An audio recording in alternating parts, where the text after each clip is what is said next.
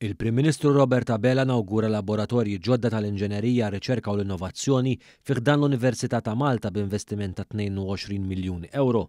Dan waqt ċeremonja ta' inaugurazzjoni l-ġimgħa filgħodu bħala parti mill-proġett tal-kumpless Strejk li ilu għaddej mill-2016 u li b'kollox jinvolvi investiment ta' 39 miljun euro.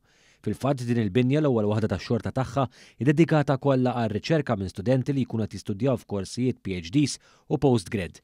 Il-binja qed tospita laboratorji state of the art li se jkunu qed jiffaċilitaw xogħol ta' riċerka relatati mal-inġenerija, tal-manifattura, speċjalment fid-dawl tal-avvanzi tal-intelligenza artifiċjali, binan li jiġu mtejba l-produttività u l-kwalità, l-awtomizzazzjoni u l-inġenerija robotika kemm għall-vetturi tal-art, aerospazjali u anke tal-baħar. Minn barrek dan il-bini se jippermetti riċerka relatata mal-manifattura u testjar tal-elettronika u teknoloġiji intelligenti applikati fl-oqsma tal-bini biex tibqa' tittejjeb l-effiċjenza fl-użu tal-enerġija u l-kwalità tal-ħajja.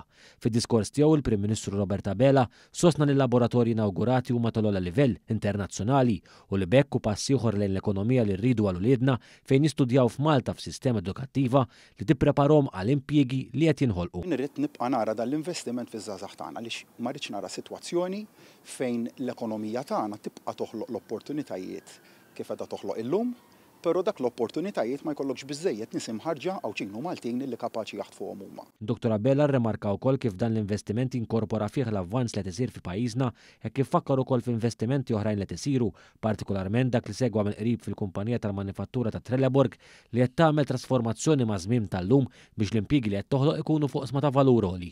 Kumpanija bl-aktar teknoloġija avvanzata li tagħmel ir-riċerka u l-iżvilupp tal-prodotti tagħha u saħansitra toħloq il-makkinarju awtomizzat li se jsir fl-impjant tagħha stess. Dr. Abela bektenna kif l-investimenti fl-istituzzjonijiet edukattivi qed jassiguraw li l-istudenti f'pajjiżna joħorġu mill-università preparati għal dak li se jsibu fl-industrija filwaqt li jfasslu fejn għandha tmur l-industrija.